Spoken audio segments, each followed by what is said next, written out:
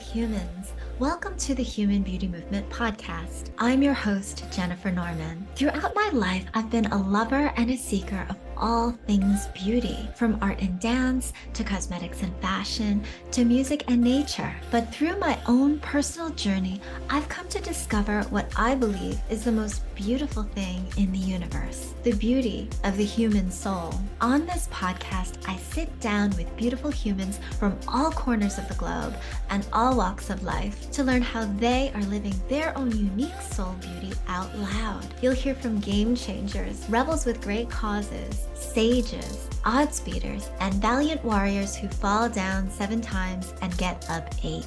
This is the podcast where abundant energy flows and supreme wisdom is bestowed. Get ready to enjoy the inspiration.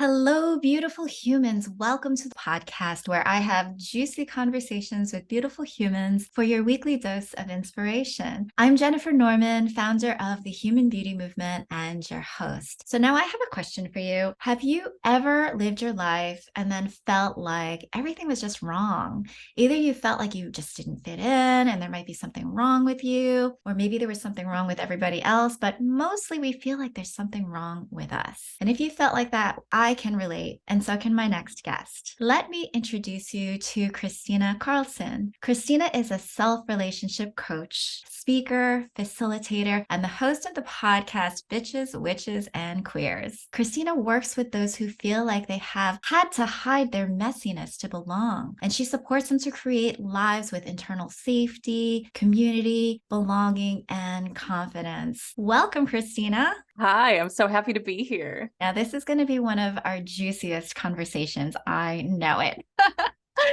First, I would love to hear all about your fascinating background. You have to tell us about it. Yeah. So I was raised in the Midwest of the United States, Turtle Island, and I was raised in St. Louis. If you're familiar with Turtle Island and the United States, it's in the middle, the heart, and what is known for a lot of people as the Bible Belt. I was raised deeply evangelical, and by that I mean I was homeschooled until high school, which then I went to a very, very small Christian private school. My graduating class was 25 people. The school included my brother and sister as well. It was very a tight-knit community. And from a very early age, honestly, my first memories, I just felt like I wasn't safe. There was this overarching feeling of this world isn't meant for me. And it wasn't like I don't know if you're familiar with like the Christian ideology, in this world, not of it. There's this separation of like, we're different than the world, but it wasn't that. It was that I didn't feel like I fit anywhere because the church community that I was a part of, I could play a role. I was a very good girl. I figured that out by the time I was 5 years old and had like the logical cognitive functioning to mask and hide what didn't fit. But there was always this part of me that was just like, I didn't quite fit and I didn't know why. And one of the earliest memories I had was my mom, bless her heart, did a homeschool camp for us called Camp Shinnecker-Cherison, which is made up of all of our names mashed together. And one of the things we had to do was make our beds in the morning. And I made my bed and my sister and brother made their beds. And my mom gave them 5 stars and me 3. And I started weeping. And like my mom was like, oh my God, it's okay. Like you can have 5 stars or whatever. But clearly looking at our beds, mine wasn't made as well. And like that seems like such a small thing. But I didn't realize until this year that I have ADHD. And I was always told that I was just a B student or just an okay student. And my siblings were praised for being incredibly intelligent. So there's this part of me that was really struggling to focus, really struggling to do and focus on tasks the way that came really naturally for my siblings. So there was that area of like, I don't fit. I can't do enough to fit into this system or this world or this mold. And so there's that layer. And then there was also this intense fear of going to hell. I got saved maybe like 50 times, between age 5 and like 18, every time there was a chance, I was just like praying the sinner's prayer and like walking up to the altar. And for those of you who don't know, it's like this making sure that I was safe is what I was doing. And really combining that with fear-related OCD, I was like constantly confessing my sins. I would go to bed and then like if I woke up in the middle of the night, I was confessing and God forgive me for anything I can't think of right now because of my brain. Like, I don't know. I often like to say I didn't take a full breath until I turned 27 years old. And then something happened where I allowed myself to let go of the fear of hell and the concept of hell. And it was like, I felt the breath go into my body. I was in a yoga class and I just like, this is what it feels like to breathe. This is what it feels like to be human. And I had no idea. So there was a journey like through all of that, but that's kind of my beginning point of starting to like move out of that and into something different. Wow. Thank you so much for being so forthcoming with your background and with your medical condition. I can appreciate how scary things are when you don't have ADHD or ADD or any other type of neuropathy. But when you have that on top of it, it just escalates the fear. And that's truly what it is, isn't it? When you go to these kinds of churches, and granted, there are some really lovely, wonderful people with really great intentions and really good-hearted people. But unfortunately, what happens is it just causes you to be filled with so much fear. And so you live your life out of fear rather than living it out of love or joy or ecstasy, all of those things. And yeah, certainly there were times where, because I had a very similar background, I remember being in dire panic in the middle of the night. I would wake up and think that I missed the second coming of Christ. And, if I heard a noise, I'd be like, everybody's gone and I'm the only one left. And those kinds of things, when you're a tween, when you're just a child and you're filled with so much fear that you're just going to burn in the afterlife, so, it's very compelling. It's really scary. It's a very difficult way to live and really know how to be fully human and to really take those breaths and to feel free. Yeah, I deeply hear you in that. It is terror that is really hard to explain to someone who doesn't have a form of PTSD or adolescent trauma, because it feels like actually like you're dying and the world is ending and you feel really helpless in the middle of that, beyond like, quoting the scripture over that you were told to repeat, or like, calling out the name of Jesus or whatever it was you were told would make you feel better or help you. You're really doing everything that you can in those moments to like help yourself. Right. Then you got into your 20s. You say that, during yoga, you took your first breath. Tell us about what that transition was like. What was going on? Yeah. So I actually was in a long-term emotionally abusive relationship for about 7 years when I was living in Hawaii, and because I went to school there, and we moved back to St. Louis for a year and we're like planning to get married. We were talking about our engagement. But when I was in Hawaii and we were dating, I started to take a hula class, and I hadn't danced since I was 11. And I was told that like my body was not supposed to be sexual and I wasn't supposed to be stumbling and causing, situations for other people. Like I was responsible for that. So I sort of like locked up that part of my body. And then when I was living in Hawaii, one of the ladies at my church taught a hula class. And I like watched for like a year before I like allowed myself to join.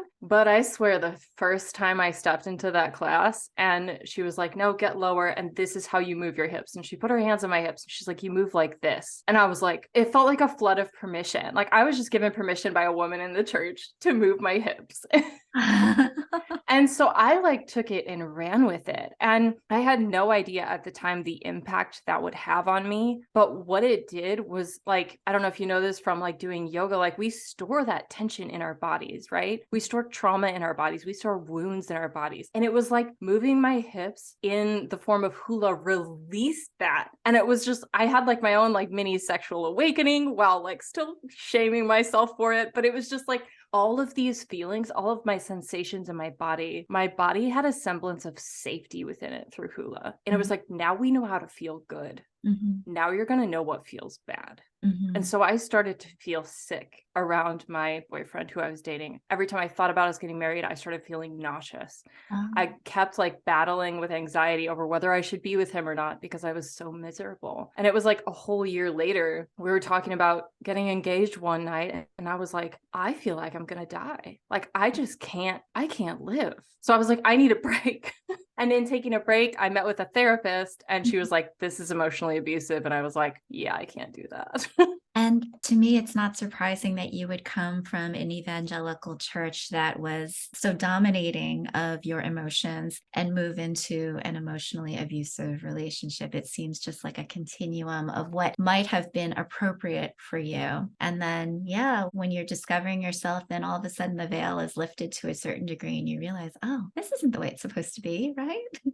Yeah, I could actually feel the lack of safety in my body. And you're exactly right. Like I compared him to God because of how he related to me was how God related to me. It was the same. So I couldn't see it as abusive because it was what I was told was the ultimate love. Yeah. And that's very confusing. And I also want to just pause because it is so profound. When I was part of this church, which sounds quite similar to what yours is, my family was not as strict from that perspective. And so we would have pool parties. I would invite all of my classmates over, and there were classmates that were forbidden to wear bathing suits. And so they would get into the pool in all of their clothes because their bodies were considered shameful and they had to be covered up and they just weren't allowed. There were weddings and parties where there was no music, there was no dancing because dancing was considered a sin. It was considered, hedonistic, and that you were losing control of your physical being in that perspective. And so all of a sudden coming into a different culture where it's just this liberation must have been just so, I can't even describe it. I mean, can you tell us like what that must have been like for you? Yeah, so you're exactly right. I was the girl who was like, I need to wear a t-shirt over my swimsuit. That was what all of our summer camps were like. We had prom without dancing. Like we didn't have music. Like it was very, very limited. And I decided to go to the Bible college I did because they had a looser dress code. Literally, that was one of my deciding factors because I was like, I have to be able to wear what I want. It's like just very picky about what I wear always. And I was tired of having to decide to wear 3 shirts. I just wanted to wear one.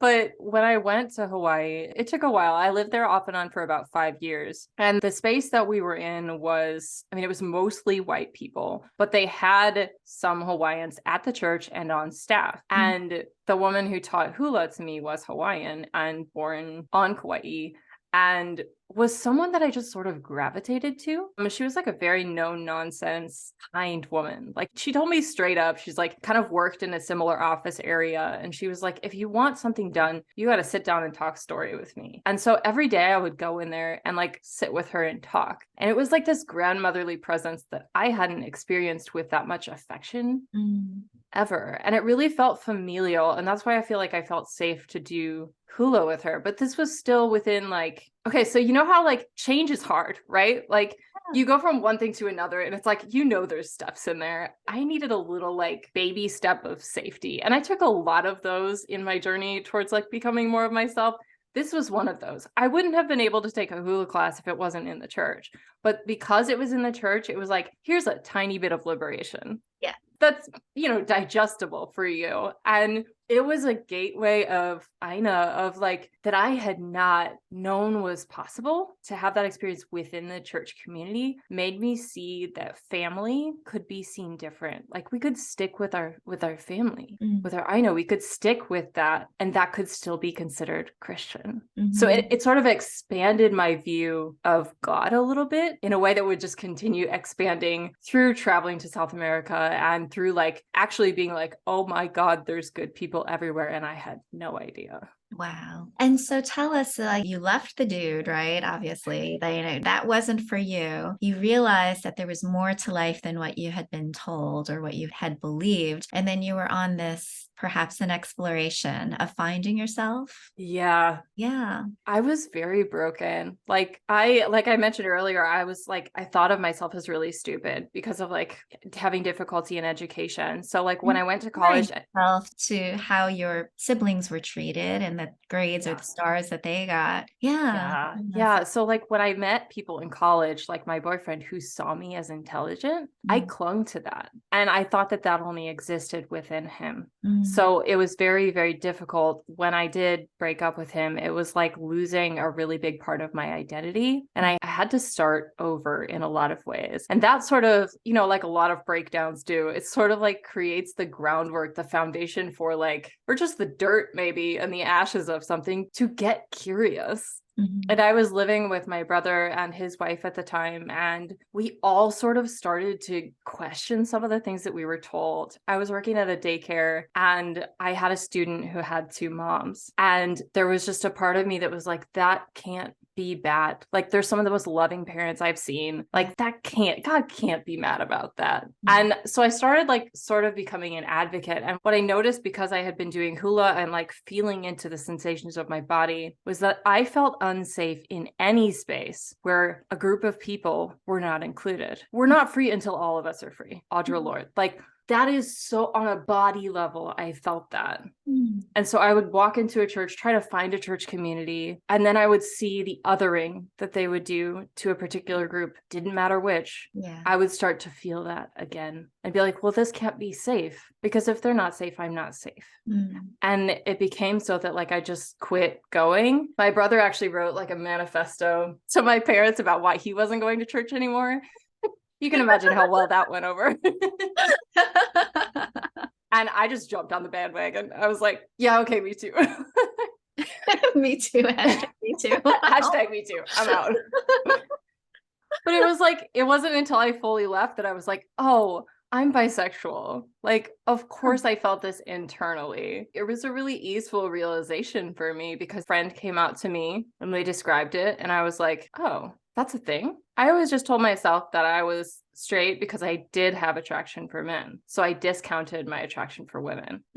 I just erased my own experience, essentially, because I didn't know that there was a different, I didn't know I could be wholly me. As soon as I heard the name, I was like, oh, that's me. And were you immediately open about your sexuality, or did it take time for you to tell your family about it? Yeah, I mean, I was immediately open with the people I was currently hanging out with, but I was out of the church at the time and I was close with my siblings. So I told them, I told the internet. I didn't tell my parents until like a year ago. But they weren't really a part of my life. They sort of really stepped back from us in really extreme ways after that letter that my brother sent. And how long ago was the letter sent? I want to get the timeline. 2016. Oh, okay. All right. So several years. Yeah, we've tried and worked to like maintain a civil relationship with them. They're coming to see my daughter's birthday this weekend. So there's like a general familiarity and kindness that we've sort of moved back into, which we're proud of. But there's an idea within that culture that if you're close to someone who has left the faith, you're in danger of losing yours, because they'll plant a seed of doubt within you, which, you know, is probably true. But yeah. And truly, there's a whole lot of compassion for them as well, because they felt that this was the right thing for themselves. They still believe this is the right thing for themselves. They believed that this was the right thing for their children, for the sake of soul. And, you know, beliefs are powerful. And so, whereas your beliefs and the way that you chose to conduct yourself in your lifestyle is completely right for you, it's hard for that to be accepted.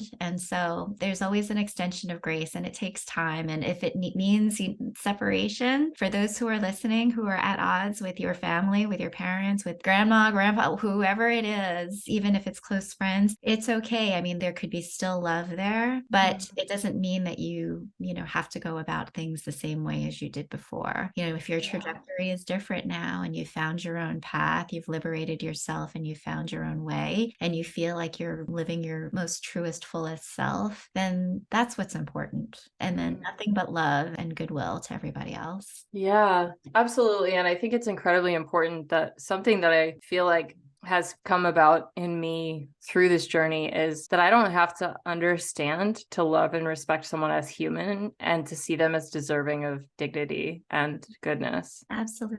You know, like they made the best choices that they could. They still are, I think. I think everyone is doing the best they can with what they've been given. That's just, we are all trying to exist here, like on a floating rock in space, like we are doing our best. And I think that is true of them as well. It's just that we've taken different paths in that journey, and that can be really hard to reconcile. Yeah, I have heard from a number of people who feel that, you know, somebody crossed them or somebody did something they say to them, or, you know, something happened. And it's like, I am never speaking to that person again. We are not like completely cut off ties, no forgiveness, nothing nothing like that. And so there's like this grudge and there's this judgment that that person is bad or that person is just, just written off. And I love hearing the statement like, you are not your worst mistake. Like even criminals who have done atrocious things, I mean, they are not their worst mistake. And so everybody is deserving of dignity and grace, no matter what the situation is. This cancel culture that has happened lately is really, it's disappointing and it's tough. And, I believe that everybody is worthy of redemption if you choose it. But again, it doesn't mean that you have to be best friends. It doesn't mean that, everything has to go back to the way it was. It's just a matter of, I honor you enough to let you live your life and I'm going to live mine. And let's all be happy in our own way.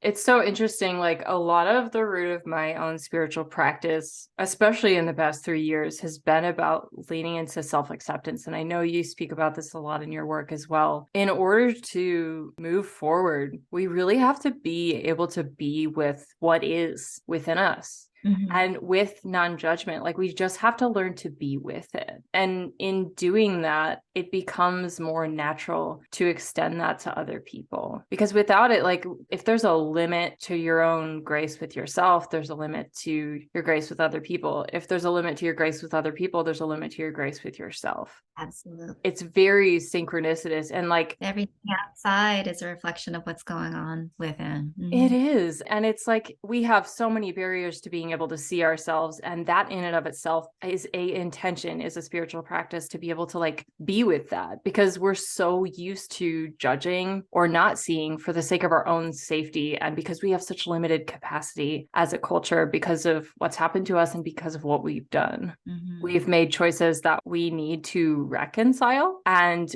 we can't do that unless we actually look at what we've done without judgment, but just actually seeing it. And being with causing harm doesn't mean we're judging ourselves. It just means that we actually have to take a look at it. So speaking of that, I mean, there was a point after you started to become liberated that you decided, I want to help other people as well that might have gone through something similar or who have just a difficult time accepting themselves and relating to themselves. And so you're a certified life coach and you're a certified energy coach. Can you tell us what the difference is between those two and what is it that you do to help others? Yeah, absolutely. So I studied life coaching through Beautiful You Coaching Academy in Australia. And that is a very practical, beautiful, ethical approach to coaching that focuses on questions and mindset and getting to the heart of the matter through curiosity and non-judgment. And basically sitting down with someone and really holding space is the best way to describe it. Their focus is on integrity-based leadership.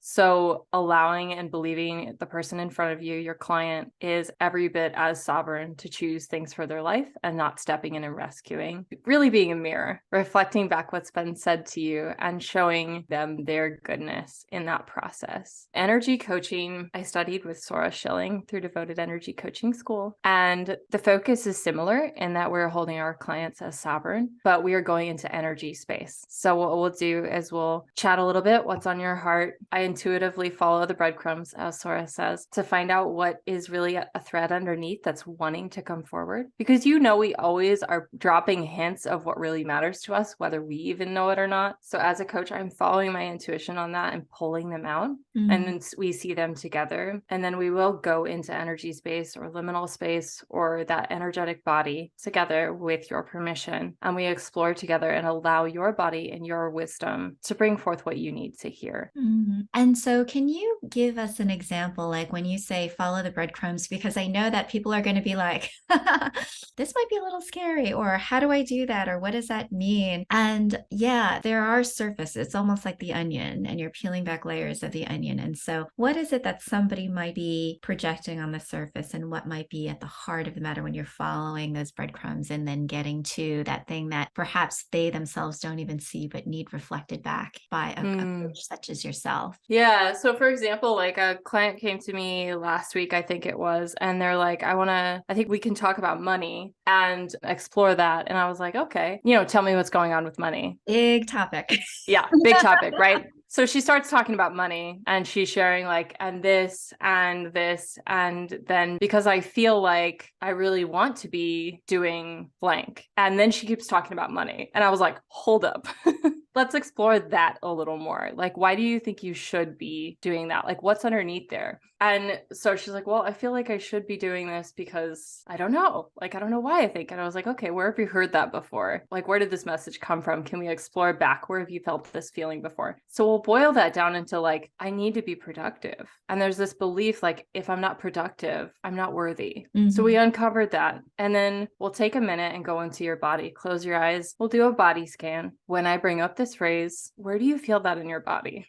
What's the sensation? Are there colors? Are there images? Are there other phrases that come up when I say that? Other stories that feel loud? And so we'll go into that. And then I'll ask your permission and we'll go into energy space, which we'll do very easily, feels sort of like a meditation. And then we'll step into this space of like you being in a neutral position to what's going on. So you're not revisiting an issue. You're not reliving anything. You are simply observing from an objective standpoint. You're kind of outside of what's actually happening and you're looking at it. And we're observing that together. And in there, we're just like, what's going on here? Like, what is this thing? What does this part of your body want you to see, want you to know right now? What are they showing about you? Sometimes we'll pull up a version of you who's believing this and your ideal self, or a version of you that's moved past this. What is the difference between these two images? And what do you notice? And sometimes that alone, a person's energy just takes over and starts to heal them and starts to move things around for them. And usually there's a message. So whatever that message is that comes through for them is the breadcrumb that they are then walking with in between our sessions. Because what happens is like, it's like getting a massage or getting energy work done. You're going to have like, you drink a lot of water. Yeah, flush it out. Flush it out and then just walk with it. As in like, not like focus, have to think of it, have to figure it out, but just hold this phrase with you. See what else comes up for you in the journey. And you'll start to notice a thread of things starting to heal you, starting to move you in a direction of, I don't have to be productive to be worthy. You'll start to notice that the things that are coming up in your life, your daily life, and in our sessions are related to your worthiness or the surrounding aspects of that. Wow. It sounds pretty cool. For those of you who are interested in hitting up Christina for a session, do so. I'm going to put her contact information in the show notes. And so she will be available and maybe you can uncover your own breadcrumbs. We'll see. We'll see. Yeah, I actually had discovered that, I had this pain in my shoulder recently and I was like, what is going on? And I knew that I was like lifting heavy bags and stuff. And then I went to a woman and she was like, what kind of baggage are you really carrying? And I was like, oh, girlfriend, we don't have enough time for me to tell you about all that. So I worked on a whole lot of releasing exercises and lo and behold, my shoulder feels so much better. Oh, gotta love that brilliant single question that you're just like, oh, you see me. I don't know if I want to be seen, but yes, it's so important. Now that you're living an abundant life, it seems like you have really kind of moved on. You also have a child. You have to tell me about this next phase of your life and, how things have been going. Yeah, I'm sharing a post about this later today, but like the more I know, the less I know. Oh, the more curiosity and questions I'm living in rather than like answers. And like my brain wants to know more. And I'm really smart. I know a lot, but I still like when it comes to things, it's just like, I don't know. We'll just have to see. Like, I feel like my spiritual practice is letting go and surrendering to what is, to really truly practicing being fully present in mindfulness, in meditation, in yoga, in like playing with my daughter in these spaces that like, it's just an ongoing thing. And I learn every day, like, oh, that's like, I'm triggered by this. That's so interesting. I need to be with this. And I feel like the hardest thing, and also like, it's only hard because I'm so used to being distracted by work and by trying to fix things. The hardest thing is to just be in the space of noticing what I'm doing when I'm doing something I don't want to be doing, instead of immediately judging it and being like, I'm going to fix this, I'm going to change it. To actually just be like, I was very rude. Ouch. Yeah.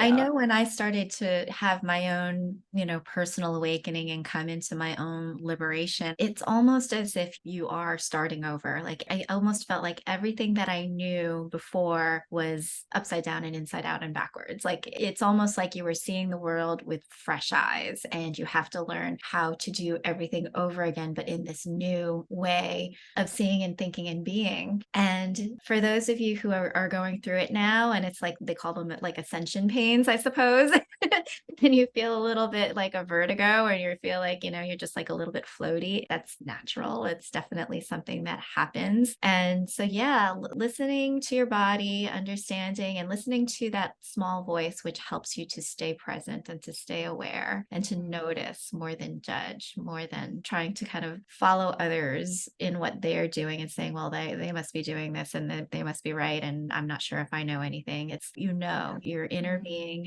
has a lot of knowledge. And so, yeah, taking those moments of meditation to get quiet and to hear and to really truly listen to what your soul is telling you is valuable. And it's really a good practice to get into. Yeah. And not judging your judginess. Yeah. Yeah. Like that's the layer that, Oh, that girlfriend, really I needed. judgy upon judgmentalism. I know that was a habit to break for sure.